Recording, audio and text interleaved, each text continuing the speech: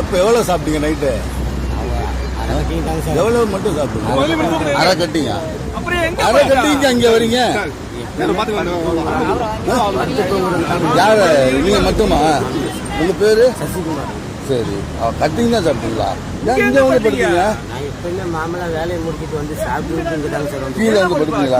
கீழே தாங்க சார் படுப்பேன். எப்படி இருந்து இறங்குனீங்க? அந்த பக்கம் கரவரம் அந்த நடுவுல படுப்பீங்க. இங்க வரமாட்டேங்க சார். அந்த ஓரத்திலே ஏன் இன்னைக்கு இங்க வந்து படுத்தீங்க?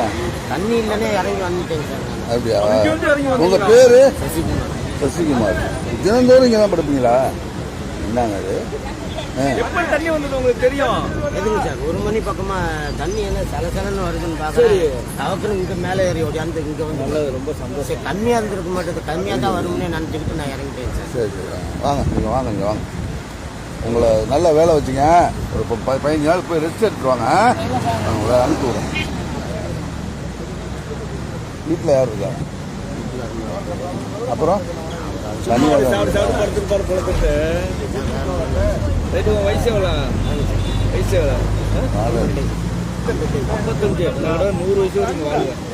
காவு பயங்காட்டி வர முடியும். எங்க போறீங்க? போகக்கூடாது, போகவே கூடாது. நீங்க இன்னைக்கு இருங்க. அவர்கிட்டலாம் பேசணும், வைக்கணும். நீங்க தான் போன் பண்ணல, எனக்கு தான் பேசுனீங்க. சரி சார், வாக்கிங் வந்துட்டு